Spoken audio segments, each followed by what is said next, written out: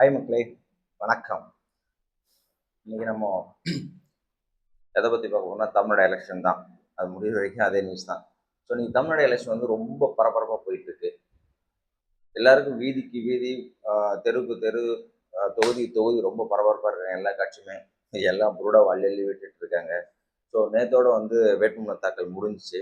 இன்னைக்கு வந்துட்டு அது பரிசீலனை பண்ணுறாங்க. யாரை வந்துட்டு செலக்ட் பண்ணலாம், யாரை ரிஜெக்ட் பண்ணலாம் அப்படின்னு சொல்லிட்டு ஒரே குறிக்கோளாக இருப்பாங்க. அதில் யாரை ரிஜெக்ட் பண்ண போகிறாங்க, யாரை செலக்ட் பண்ண போகிறான்றது போக போக தான் தெரியும்.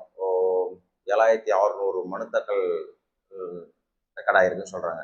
7600 பேர் போட்டிடுறாங்க எலெக்ஷனில். எல்லாருமே வந்துட்டு 7600 பேரில் எவன் வந்து எல்லாமே பணத்தாசை தான், பதவி ஆசை, பண ஆசை, பதவி ஆசை தான். யாருமே வந்து பெருசாக வந்து மக்களுக்கு சேவை பண்ணணும் அப்படின்ற எண்ணத்தோடு எவனும் பெருசாக வந்திருக்க மாட்டான். எல்லாமே கொள்ளடிக்கணும், லஞ்சம், ஊழல் பண்ணி நல்லா செட்டில் ஆகணும், கோடி கோடியாக சம்பாதிக்கணும். வேலை செஞ்சு ஒன்றும் கோடி கோடியாக சம்பாதிக்க முடியாது. ஸோ அதனால் வந்துட்டு அரசியல் வந்துட்டு கோடி கோடியாக சம்பாதிச்சு சொல்லிட்டு எல்லாருமே பிளான் பண்ணி 7600 பேர் போட்டிருக்காங்க. மொத்தமே 234 தொகுதி தான். இந்த தொகுதியில் இவ்வளோ பேர் இருக்கான போட்டி போட்டு 7600 பேர். This is too much. சரி, ஓகே மக்களே, இன்னைக்கு நம்ம வந்து இந்த எலெக்ஷன் பரபரப்பான சமயத்தில் யாரை பற்றி பார்ப்போம்னா, எப்பவும் போல தான் டிவிகே தலைவர். ஓகே மக்களே, ஓட் பார் டிவிகே, விசில் சின்னத்துக்கு ஓட் போடுங்க. அதே சமயம் என்னோடய சேனல் புது சேனல், நிறைய பேர் யாரும் சப்ஸ்கிரைப் பண்ணுறாங்க தெரியுது. நிறைய பேர் சப்ஸ்கிரைப் பண்ணுங்கள். பார்க்குறவங்க பெல் பட்டன் அமைக்கி விடுங்க. நிறைய சப்ஸ்கிரைப் பண்ணுங்கள், பெல் பட்டன். உங்கள் உதவி எனக்கு எப்போ தேவை. ஓகே மக்களே, இப்போ வந்து எல்லாருமே வந்து தமிழ்நாடு ஃபுல்லாக அவங்கவுங்க கட்சி சார்பாக வந்துட்டு தலைவர்கள், அவங்கவுங்க தொகுதி எம்எல்ஏக்கள், இன்னாள் எம்எல்ஏ, முன்னாள் எம்எல்ஏ எல்லாம் சொல்லிட்டு பரபரப்பாக வந்து பேசிட்டு இருக்காங்க. எல்லாருக்கும் அனுமதி ஃப்ரீயாக இருக்குது. பட் விஜய்க்கு மட்டும் ஏன் அந்த அனுமதி ஃப்ரீயாக தர மாட்டாங்கன்னு தெரியல. அவர் வந்து மக்கள்கிட்ட ஃப்ரீயாக பேசணும், போகணும், வரணும் அப்படின்னு பார்க்குறாங்க. ஆனால் வந்துட்டு விஜய்க்கு வந்துட்டு இப்போ நோ பர்மிஷன், நோ பர்மிஷன், மக்கள் கூட்டம் ஜாஸ்தியாக இருக்கும், இவ்வளோ கண்டிஷன், அந்த கண்டிஷன், இந்த கண்டிஷன். மற்ற கட்சிக்கெலாம் வந்துட்டு பார்த்தா ஏடிஎம்கே, டிஎம்கே, இல்லைன்னா பிஜேபி, எக்ஸட்ரா கூட்டணி கட்சிகள் இவங்க எல்லாமே வந்துட்டு யாருமே வந்து இந்த ரூல்ஸ் அண்ட் ரெகுலேஷன்லாம் இல்லை. டிவிக்கு வந்து ஸ்டார்டிங்லேருந்து ரூல்ஸ் அண்ட் ரெகுலேஷன் ஃபாலோ பண்ணிட்டு இருக்காங்க. போலீஸும் சரி, கட்சிக்காரங்களும் சரி, இது அப்படியே போயிட்டு இருக்கு. இது ரொம்ப ஒஸ்ட்டாக இருக்குல்ல, ரொம்ப ஃபீலாக இருக்குது. உங்களுக்கே தெரியல, அட போலீஸ் ஆகட்டும், போலீஸ் வந்து இரும்புலேயே செஞ்சுருக்காங்க, அவங்களுக்கும் மனசு இருக்குல்ல. ஸோ வந்து ஒஸ்ட்டு கவர்மெண்ட்டு கரண்ட்டில். இப்போ தான் எலெக்ஷன் முடிஞ்சு போச்சு. இப்போ யார் சிஎம்மாக இருக்கா, யார் பர்மிஷன்? போலீஸ் தான் பர்மிஷன் கொடுக்கணும், போலீஸ் தான் பாதுகாப்பு கொடுக்கணும். சின்ன யூனியன் பிரதேசம் தான் பாண்டிச்சேரியில், அங்கே பர்மிஷன் கொடுத்தாங்க. இங்கேயும் ரூல்ஸ் அண்ட் ரெகுலேஷன் கொடுத்தாங்க, பட் பாதுகாப்பு அதிகமாக இருந்தது.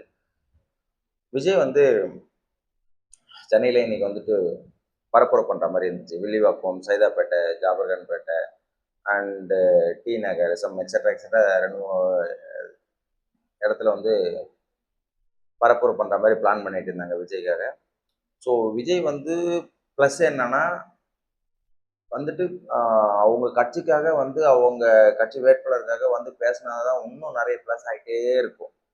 விஜய் எல்லாம் விஜய் தமிழக வெற்றிக்காகனாவே இப்போதைய எலெக்ஷனுக்கு ப்ளஸ் தான்.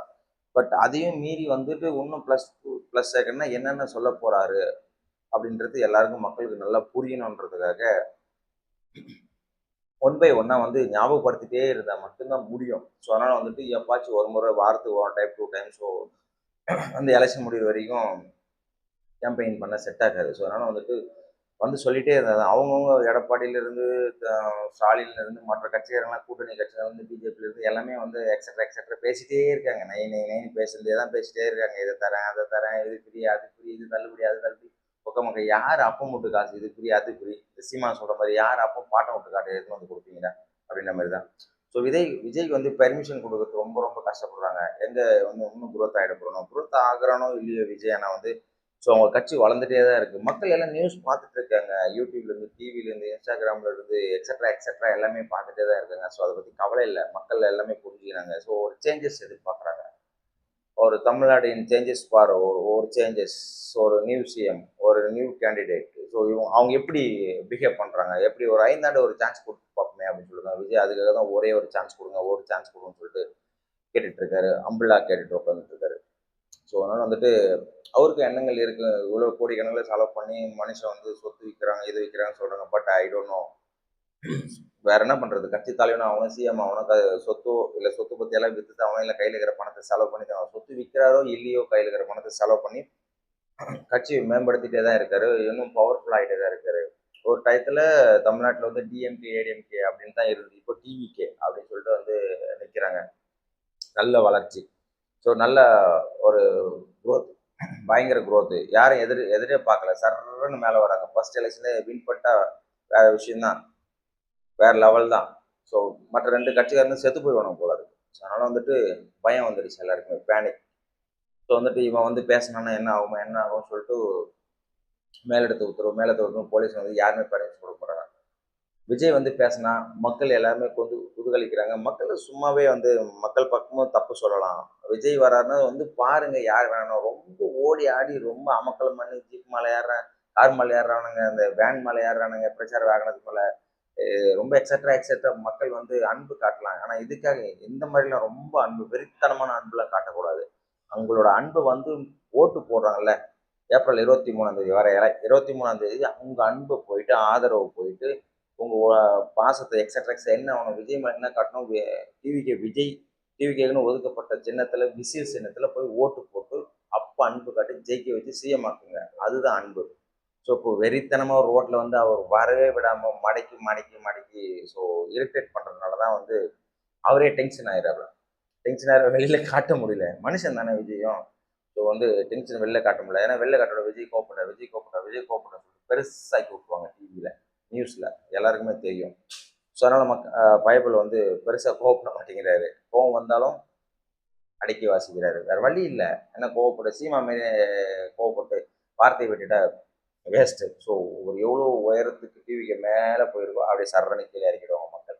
ஸோ அதனால் வந்துச்சு என்னடா விஜய் இப்படி பேசிட்டாரு, டீசெண்டாக பேசிட்டாருன்னு சொல்லிட்டு ஆகிடும். அதனால தந்திரம் தெரிஞ்ச ஆள் தந்திரமாக மூவ் பண்ணுறாரு. வின் பண்ணணும்ல, தந்திரமாக மூவ் பண்ணி தான் ஆகணும். சிங்கம் பதுங்கி தான் ஆகணும் பாயறதுக்கு. மான் வந்து சொல்லு சர்க்குன்னு ஒன்று மான் தப்பிச்சு ஓடிடும். பதுங்கி பாயணும். எப்படி அடித்தா மான் அடிக்க முடியும்னு சொல்கிற மாதிரி தந்திரமாக தான் விஜய் மூவ் பண்ணுறாரு. தப்பு இல்லை. ஸோ அதனால் அவர் வந்து கம்பைன் பண்ணி ஸோ மக்கள் பிரச்சாரம் பண்ணால் தான் வந்து ஓட்டு விழலாம் கிடையாது. ஆல்ரெடி பறிப்பாச்சு. அவங்களோட கேண்டிடேட் வந்து அவங்கவுங்க தொகுதியில் அவங்க எம்எல்ஏக்கள் வந்து தீவிரமாக வாக்கு சேகரிச்சிருக்காங்க. மக்கள் எல்லாமே ஒரு சேஞ்ச் எதிர்பார்க்குறாங்க. 1 ஹவர் சென்னையில் பேசுறது 1 ஹவர் பர்மிஷனா யாராலங்க பேச முடியும்? வந்து ஒரு இடத்துல சேர்றதுக்கு 1 ஹவர் 2 ஹவர் ஆகும் சென்னையில். கண்டிப்பாக வந்து 1 ஹவர் பர்மிஷன்ன்றதுலாம் ரொம்ப ரொம்ப ரொம்ப ஒஸ்ட்டு. பெர்மிஷன் கொடுக்கலாம்ல விஜய்க்கு, இதில் என்ன தப்பு இருக்குது? ஸோ கட்டுப்பாட்டு இறக்குங்க. 1000 போலீஸ் 10,000 போலீஸ் இறக்கு, கண்ட்ரோல் பண்ணு மக்களை. ஒரு ஃப்ரீயாக கேம்பெயின் கொடுத்து விடு. ஆனால் அது செய்ய மாட்டாங்க. அது முதலமைச்சர் வரட்டும் இல்லை பிரதமர் வரட்டும் 10,000 20,000 போலீஸ் கூட இறக்குறாங்க. ஸோ மோடி வந்து பேசுகிறார் தமிழ்நாட்டில், அவர் வந்து பேசணும்னு அவசியமே கிடையாது. ஸோ அவர் வந்து அவருக்கு தமிழும் தெரியாது, நமக்கு ஹிந்தியும் தெரியாது. ஸோ உட்காந்து டிரான்ஸ்லேட் பண்ணிட்டு உட்காந்து இது ஒரு மீட்டிங், அது பல கோடி ரூபாய் செலவு, தண்ட செலவு. ஒரு வாட்டியும் ஒரு மாநிலத்துக்கும் பிரதமர் போயிட்டே இருக்கு. பிரதமர் போகணும்னு அவசியமே கிடையாது. அந்தந்த மாநிலத்தில் அந்தந்த மக்களுக்கு யாரை சிஎம் வர வைக்கணும்னு தெரியும். பிரதமர் வந்து தான் வந்து கொடி பிடிச்சி சொல்லணும் அவசியமே கிடையாது. பட் அவர் டைம் வேஸ்ட் பண்ணுறாரு. அதோட நாட்டுக்கு இன்னும் எவ்வளோ வேலை இருக்குது. வந்து அந்த தமிழ்நாடு, கேரளா, உத்தரப்பிரதேசம் எக்ஸட்ரா பாண்டிச்சேரி இன்னும் எலெக்ஷன் எங்கெங்க நடக்குதோ 5 மாநிலம் ஏதோ சொன்னாங்க. அங்கெல்லாம் வந்து டைம் வேஸ்ட் பண்ணி அகைன் வந்து டைம் வேஸ்ட் பண்ணிட்டு இருக்காரு மோடி இந்த விஷயத்துல.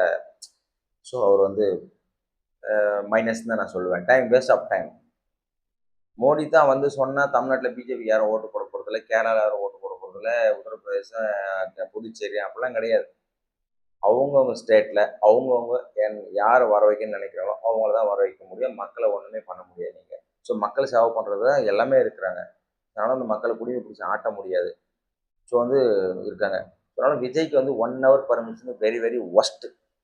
பட் சென்னையில் வந்து லாஸ்ட் டைமே வந்து பெரம்பூரில் வந்து ஃபார்ம் தாக்கல் பண்ணி நாமினேட் பண்ணிட்டு இருக்கும்போது வந்து அந்த பக்கம் ரெட் ஹில்ஸ் வரைக்கும், இந்த பக்கம் பாரிஸ் வரைக்கும், அந்த பக்கம் எண்ணூர் வரைக்கும் சுற்றி சுற்றி ஃபுல் டிராஃபிக்.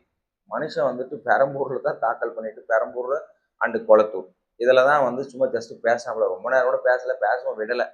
அதுக்கே வந்து பயங்கர டஃப். இது ஒரு மைனஸ் நான் சொல்வேன். என்னதான் வந்து அவருக்கு அவர் ஃபேவரேட்டாக இருந்தாலும் மக்கள், பட் இது ரொம்ப ரொம்ப மைனஸ் தான். முடிஞ்ச சண்டே கொஞ்சம் வைக்கலாம். விஜயோட பர்மிஷன் வந்து சண்டே கொடுக்கலாம் எனக்கு தெரிஞ்சு. ஏன்னா சண்டே ஃபுல் ஹாலிடே. ஸோ அதனால் பிரச்சனை இல்லை. மக்கள் அவங்க வீட்டிலேருந்து டிவியில் எல்லாம் மொபைலில் பார்த்துப்பாங்க. ஒர்க்கிங் டயத்தில் ரொம்ப கஷ்டம் விஜய்க்கு சென்னையில். ஏன்னா வெளியிலே அடக்க முடியல மக்களை. சென்னையில் சப்போஸ் பர்மிஷன் சைதாப்பேட்டெலாம் கொடுத்துருந்தாங்கன்னா திணறி இருக்கும் சென்னை. சைதாப்பேட்டை, டி நகர், அப்புறம் வந்துட்டு வில்லிவாக்கெல்லாம் கொடுத்துருந்தா சென்னை அவ்வளோதான், நீ க்ளோஸ் ஆகிருக்கும். அந்த விதத்தில் கொஞ்சம் நல்லது தான். பட் சண்டே தரலாம். 1 hour permission, 2 hour permission, 3 hour permission வந்து எனக்கு தெரிஞ்சு சண்டே பர்மிஷன் கொடுக்கலாம் விஜய் பேசுறதுக்கு. பர்மிஷன் கொடுக்கலாம் போலீஸ். ஸோ அதனால சண்டே ஓகே. ஒர்க்கிங் டயத்தில் வேஸ்ட்டுன்னு தான் நான் சொல்லுவேன். ஏன்னா சென்னையே ஸ்தம்பித்துருங்க. விஜய் வந்தால் சென்னையே ஸ்தம்பித்து நிற்கும். போக்குவரத்தே இருக்காது. ஒர்க்கிங் டைம் பயங்கர டஃப் ஆகிடும். அப்படியே ஹேங் ஆகிடும் சென்னையே. ஸோ அந்த அளவுக்கு மக்கள் செல்வாக்கு இருக்குது விஜய்க்கு.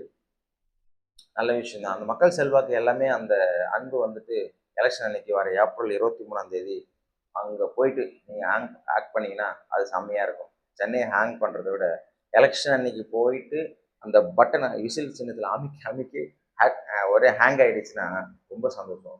என்னடா விசில் சின்னத்திலே அமுக்கி அமுக்கி எல்லாருமே ஹேங் ஆகுதுன்னு சொல்லிட்டு விஜய் சந்தோஷப்படுவார்.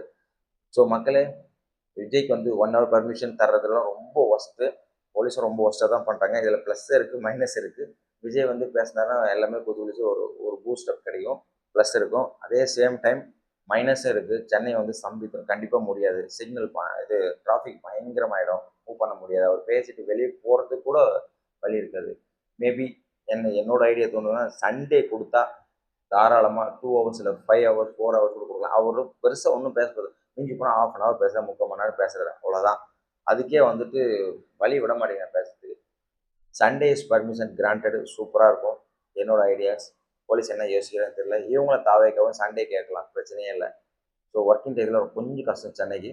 மற்ற தொகுதியெலாம் பிரச்சனை இல்லை, ஒர்க்கிங் டயத்தில் பண்ணிக்கலாம். சென்னை பிளேஸ் விஜய்க்கே தெரியும், சின்ன பிளேஸ். பெரிய பிளேஸ் தான், பட் ரோடுலாம் சின்னது, ரொம்ப சின்னது. வீட்டுக்கு தான் நிறைய இருக்கும், ரோடு சின்னது. வண்டி போகிறத இடம் இருக்குது. அவரோட வண்டி போய் மக்கள் சேர்றதுக்கு வழியே இல்லை. அவர் ஒருவேளை ஃப்ளைட்டில் இது ஹெலிகாப்டர்லேருந்து தான் வந்து இதுக்கப்புறம் போக பார்த்தா ஹெலிகாப்டர்லேருந்து தான் வந்து மைக் வச்சுட்டு கத்தனை பொழுது கீழே ஸ்பீக்கர் வச்சுட்டு ஹெலிகாப்டர் ஒரு இடம் நின்றுட்டு தான் மைக்கில் பேசும் பொழுது மக்கள் வந்து அங்கேயே கேட்குற மாதிரி. ஸோ அவர் ரோட் ஷோ பண்ணுறதுக்கு பெர்மிஷன் இல்லை. எப்போ பார்த்தாலும் விஜய்க்கு without permission, no permission sir tension பண்ணுறாங்க மனுஷனை. ஸோ அதனால் மக்களே தளர்ந்து போகாதீங்க. விஜய்க்கு பர்மிஷன் இல்லை. ஸோ அதனால் வந்துட்டு பர்மிஷன் இல்லைன்னா உங்களோட பர்மிஷன், மக்களோட பர்மிஷன் இருக்குல்ல, நேராக போங்க. 23 ஓட் ஃபார் டிவிகே விசில் சின்னத்தில் அமுக்குங்க, விஜயை வெற்றி பெற செய்யுங்க, சிஎம் ஆக்குங்க. Okay okay. அதே சேம் டைம் உங்களோட ஹெல்ப்பு, உங்களோட உதவி எனக்கு தேவை. என்னோட சேனல் வந்து சப்ஸ்கிரைப் பண்ணுங்கள். விசில் சின்னத்தில் பட்டன் அமுக்கிற மாதிரி பெல் பட்டன் அமைக்கி சப்ஸ்கிரைப் பண்ணுங்கள். என்னோட சேனல் சப்ஸ்கிரைப் பண்ணுங்கள். உங்கள் உதவி எனக்கு என்றும் தேவை. Vote for TVK.